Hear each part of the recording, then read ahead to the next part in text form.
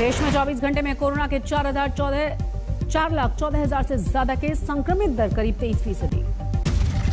देश में एक दिन में महामारी से 3915 लोगों की मौत हुई। अब तक कुल 2,34,000 से ज्यादा। देश में 24 घंटे में 3,31,000 लोग हुए डिस्चार्ज। कुल एक्टिव केस 36,45,000 से ज्यादा। देश में 24 घंटे में 18,36,000 से ज्यादा टेस्ट। आईसीएमआर ने जारी किए आंकड़े। दिल्ली में पिछले 24 घंटे में कोरोना के 19,832 नए मामले सामने आए। 341 लोगों की मौत। अमेरिकी उपराष्ट्रपति कमला हैरिस भारत में कोरोना संकट पर जताई चिंता, मदद का भरोसा दिया।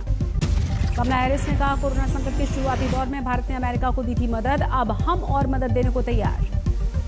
कमला हैरिस बोली, अमेरिका ने भारत को oxygen cylinder, remdesivir N95 mask की पहले मदद दी है। 26 अप्रैल को पीएम मोदी और राष्ट्रपति बाइडेन के बीच बातचीत का हवाला दिया। अमेरिकी राष्ट्रपति जो बिडेन से भारत के लिए एस्ट्राजेनेका वैक्सीन की मांग की गई। भारतीय अमेरिकी डॉक्टर्स के ग्रुप ने मांग की। एस्ट्राजेनेका इस महीने FDA की मंजूरी के बाद 60 मिलियन टीके जारी करेगी। अमेरिकी राष्ट्रपति जो बाइडेन ने एक देशों के दूसरे देशों तक एस्ट्राजेनेका वैक्सीन देने का जताया था इरादा।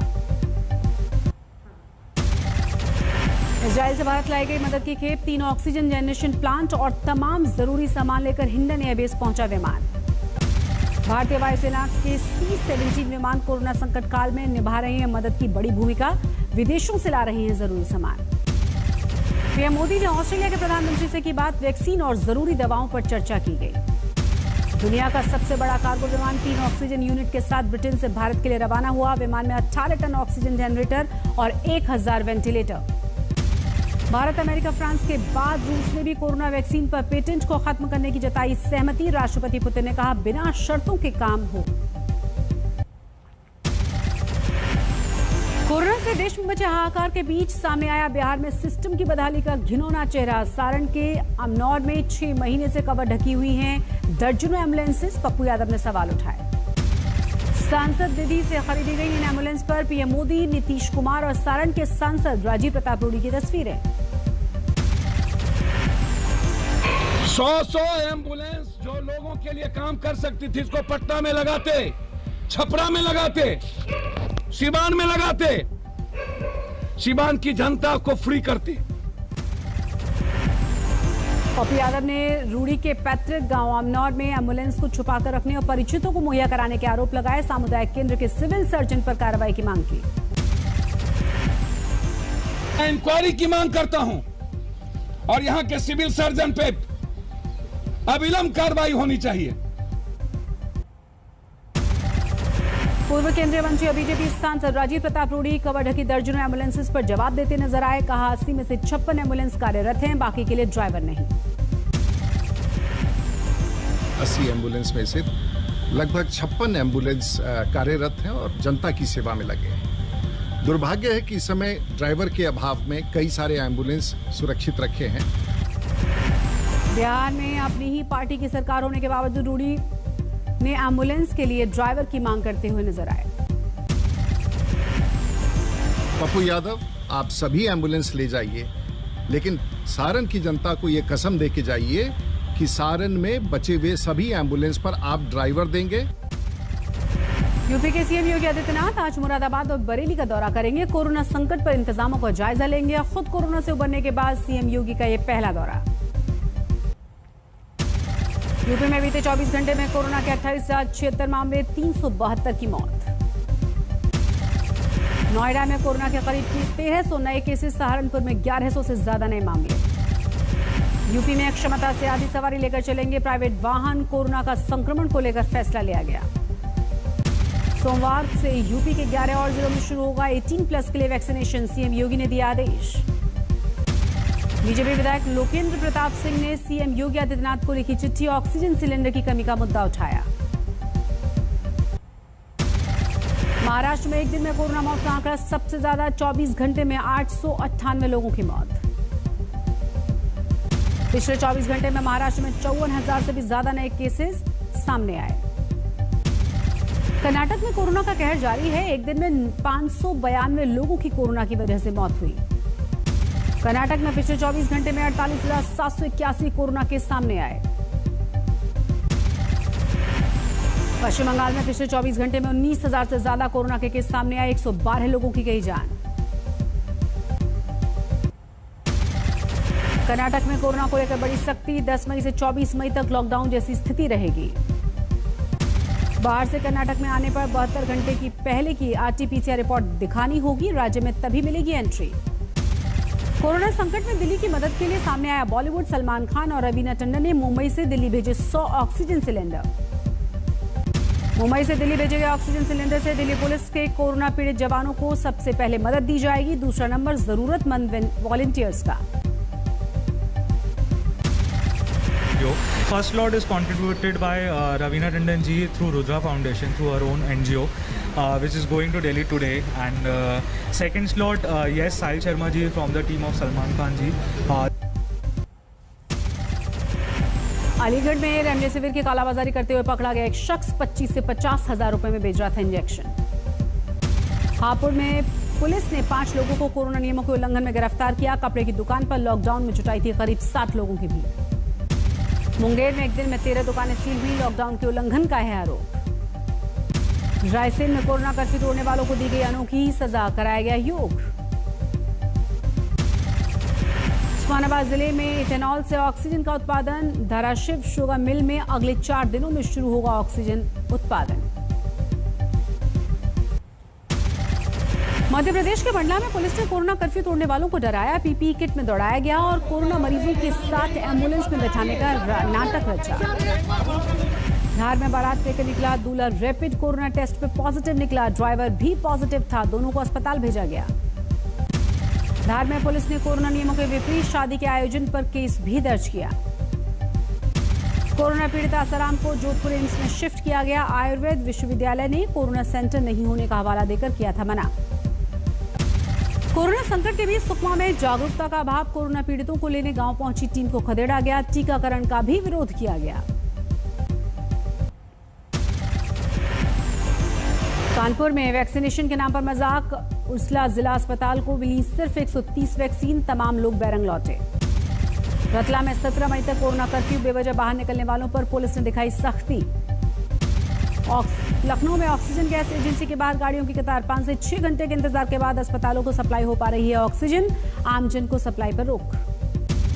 मुरादाबाद के कचरा किराना मार्केट में बाजार खुलते ही उमड़ी भीड़। ज्यादा से ज्यादा सामान खरीदने की होड़। सिंगापुर से भारत लाई गई मेडिकल सामग्री। भुवनेश्वर पहुंचा विमान। दिल्ली में ऑक्सीजन संकट को लेकर सुप्रीम कोर्ट सख्त हुआ। कहा हर हाल में करनी होगी 700 मीट्रिक टन ऑक्सीजन की सप्लाई। केंद्र सरकार को सुप्रीम कोर्ट की 2 टूक। कहा दिल्ली में ऑक्सीजन की सप्लाई घटी तो कड़े कदम उठाने के लिए मजबूर होंगे। सुप्रीम कोर्ट ने कहा कि जब तक दिल्ली में हालात नहीं सुधरते 700 मीट्रिक टन ऑक्सीजन सप्लाई जारी रहे। दिल्ली में 24 घंटे में घटी 153 मीट्रिक टन ऑक्सीजन की सप्लाई। 700 मीट्रिक टन सप्लाई की मांग। केंद्र को कर्नाटक को भी देनी होगी ज्यादा ऑक्सीजन। हाई कोर्ट के 1200 मीट्रिक टन सप्लाई के आदेश पर सुप्रीम कोर्ट ने दखल से इनकार किया। कोरोना संकट के बीच स्वास्थ्य मंत्रालय की सलाह। संक्रमण के लक्षण शुरू होने पर घर पर इलाज शुरू करें। रिपोर्ट का इंतजार न करें। कोरोना संक्रमण को रोकने के लिए टेस्ट, ट्रैक और ट्रीट पर हो रहा है फोकस। स्वास्थ्य मंत्रालय ने जानकारी दी। कोरोना संकट को लेकर केजरीवाल ने हाई लेवल मीटिंग की। कहा दिल्ली में ऑक्सीजन सप्लाई कंट्रोल में है। अब बेड की कमी नहीं होगी। केजरीवाल के अधिकारियों को निर्देश। 3 महीने में खत्म हो वैक्सीनेशन ड्राइव। केंद्रीय स्वास्थ्य मंत्री डॉक्टर हर्षवर्धन ने दिल्ली के आरएमएल अस्पताल का दौरा किया। ऑक्सीजन प्लांट का जायजा भी लिया। दिल्ली से सटे गुरुग्राम में कोरोना से 3500 से ज्यादा नए केसेस सामने आए। 17 लोगों की जान गई। उत्तराखंड में तेजी से बढ़ रहे हैं कोरोना संक्रमण के मामले। एक दिन में रिकॉर्ड 9642 केस।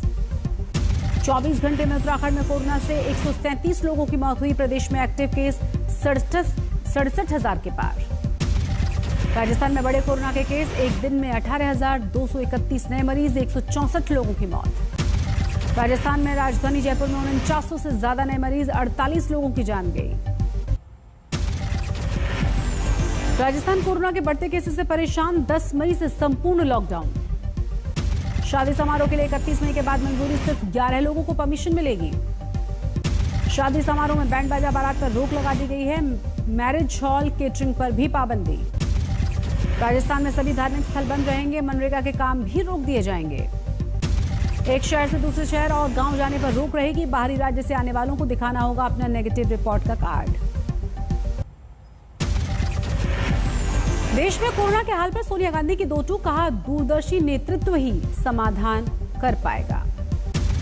सोनिया गांधी ने केंद्र से की सर्वदलीय बैठक बुलाने की मांग, कहा सरकार वक्त पर वैक्सीन का ऑर्डर देने में नाकाम रही।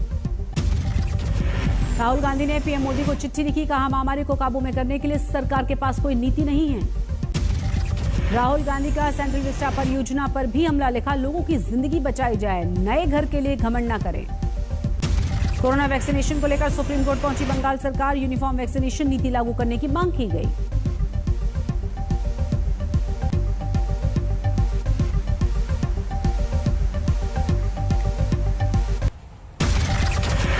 बंगाल में हिंसा की जांच के लिए बनी गृह मंत्रालय की टीम राजभवन पहुंची, राज्यपाल से बात करेंगे। टीएमसी ने मिथुन चक्रवर्ती और दिलीप घोष पर हिंसा को भड़काने का आरोप लगाया। टीएमसी ने साधा निशाना। बंगाल हिंसा पर होम सेक्रेटरी से कलकत्ता हाईकोर्ट ने तलब किया रिपोर्ट, 10 मई को अगली सुनवाई। शिवसेना के मुखपत्र सामना में बंगाल की हिंसा पर बीजेपी को घेरा गया, कहा चुनाव प्रचार में पार्टी के बड़े नेताओं ने दिए थे भड़काऊ बयान। बंगाल हिंसा पर एफआईआर को लेकर कंगना का पलटवार, कहा कुछ भी करो मेरी आवाज बंद नहीं होगी। एमके स्टालिन बने पहली बार तमिलनाडु के मुख्यमंत्री, राजभवन में शपथ ली, पीएम मोदी ने बधाई दी।